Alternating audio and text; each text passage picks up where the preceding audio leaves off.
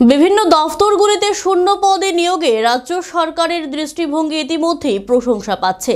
স্বচ্ছ নিয়োগ নীতির মাধ্যমে মুখ্যমন্ত্রী ডক্টর মানিক সাহার পৌরোহিত্যে চাকরি প্রদান করা হচ্ছে। সরকারের সৎ সাহস রয়েছে বলেই চাকরি দেওয়ার ক্ষেত্রে কোনো ধরনের দুর্নীতি হয়নি, তা জোর গলায় বলতে পারছে বিজেপি দলের প্রত্যেক সদস্য। প্রদেশ বিজেপি ভবনে মঙ্গলবার এক সাংবাদিক বৈঠকে এই দাবি করলেন প্রদেশ বিজেপি সভাপতি তথা সাংসদ রাজীব ভট্টাচার্য। বিরোধীদের আনা বিভিন্ন অভিযোগের জবাব দিতে এদিন কুশাভাও ভবনে প্রদেশ বিজেপির তরফে এক সাংবাদিক বৈঠকের আয়োজন হয়। এই সাংবাদিক বৈঠকে উপস্থিত ছিলেন প্রদেশ বিজেপি সভাপতি তথা সাংসদ রাজীব ভট্টাচার্য। সাংবাদিকদের উদ্দেশ্যে তিনি বলেন, চাকরি প্রদান নিয়ে দুর্নীতি হয়েছে বলে সিপিআইএম নেতৃত্বে যে দাবি তা সর্বৈব মিথ্যা। সাধারণ মানুষের মধ্যে বিভ্রান্তি ছড়াবার জন্যই চাকরিতে দুর্নীতি হয়েছে মিথ্যা অভিযোগ তুলে বিরোধীরা অপপ্রচার শুরু করেছে। তিনি বলেন, মুখ্যমন্ত্রী ডক্টর মানিক সাহার নেতৃত্বে স্বচ্ছ নিয়োগ নীতির মাধ্যমে চাকরি প্রদান করা হচ্ছে, সেটা প্রত্যেকেই জানেন। বর্তমান সময়ে রাজ্য সরকারের নিয়োগ নীতিতে কোনো ধরনের দুর্নীতি নেই। যারা এই চাকরি পাচ্ছেন তারা নিজের যোগ্যতায় চাকরি পাচ্ছেন, সুপারিশের মাধ্যমে কারোর চাকরি হয়নি।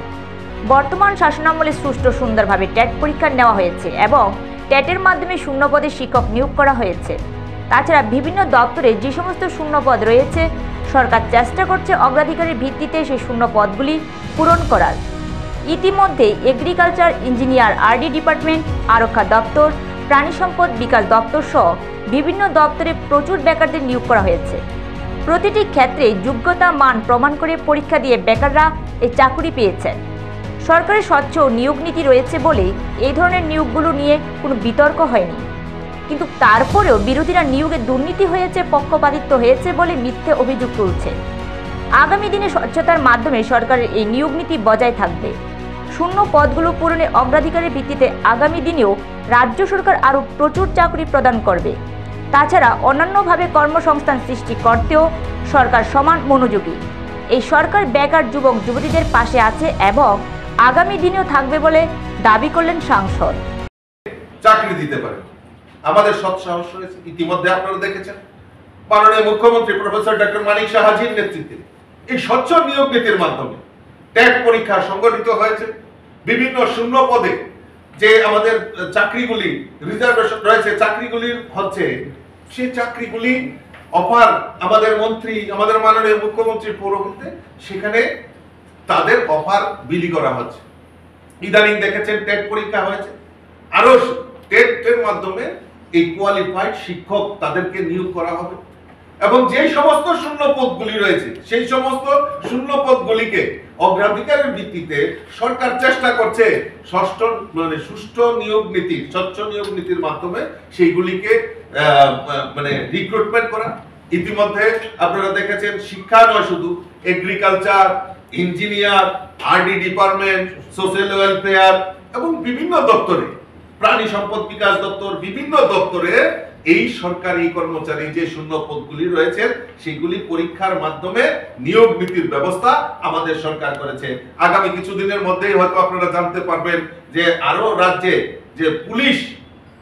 যে পুলিশের পরীক্ষা নিয়োগ নীতি হয়েছে, স্বচ্ছ নিয়োগ নীতি, এগুলিকে অফার দেওয়া হবে।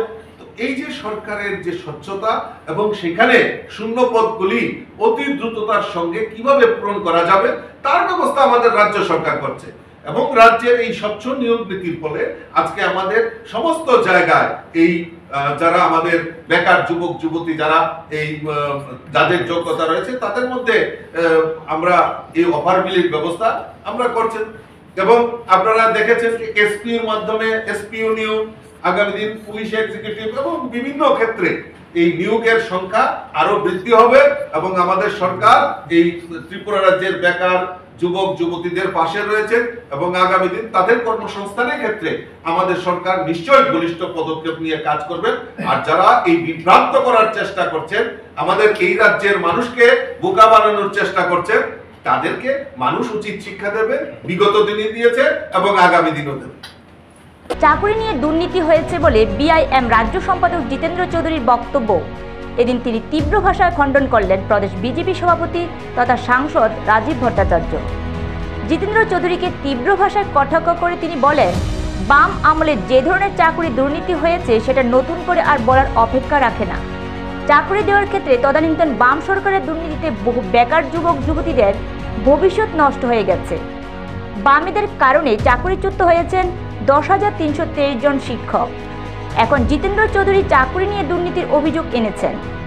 বর্তমান সরকার ক্ষমতায় আসার আগে 25 বছর ধরে হাজারো দুর্নীতির সাথে চাকরি কেলেঙ্কারিতেও বাম সরকারের মুখ পুড়েছে। তদানীন্তন বাম নেতৃত্বরা পাপের বোঝায় আপাদমস্তক নিমজ্জিত। হাওড়াতে স্নান করলে তাদের এই পাপ মোচন হবে না। প্রয়াগরাজে গিয়ে গঙ্গাতে ডুব দিলেও তাদের পাপ মোচন হবে কিনা সে বিষয়ে সন্দেহ রয়েছে। ক্ষমতা হারিয়ে এখন জিতেন্দ্র বাবুরা সাধু সেজে গেছেন।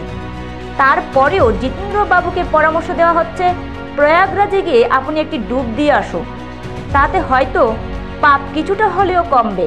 এই 25 বছরে কি কি আপনারা চাকরি দিয়েছেন, কিভাবে কেলেঙ্কারি করেছেন, এসব নথিপত্র ত্রিপুরা রাজ্যের মানুষ জানে। আপনারা যখন চর্চা করেন এই চাকরি নিয়ে, তখন আপনাদের একবারও মুখে যায় না? আপনাদের কি একবারও লজ্জা হয় না যে আমরা যে পাপের বোঝা করে রেখেছি ত্রিপুরা রাজ্যে, আমরা এখন কি করে সাধু ও ক্ষমতা নেই মনে করেছেন যে হাওড়া নদীতে ডুব দিয়ে আপনারা সব পাপ মোচন করেছেন? পাপ মোচন এইভাবে হবে না। আপনাদেরকে ওই গঙ্গায় যেতে হবে, প্রয়াগরাজ যেতে হবে। জিতেন বাবুকে বলবো একবার প্রয়াগরাজে গিয়ে ডুবকি লাগিয়ে আসুন, তবে যদি কিছু পাপ মোচন হয়। কারণ যেইভাবে পাপ করে রেখেছে, এটা আমি নয়। নিজস্ব প্রতিনিধি রিপোর্ট, এশিয়ান টাইমস।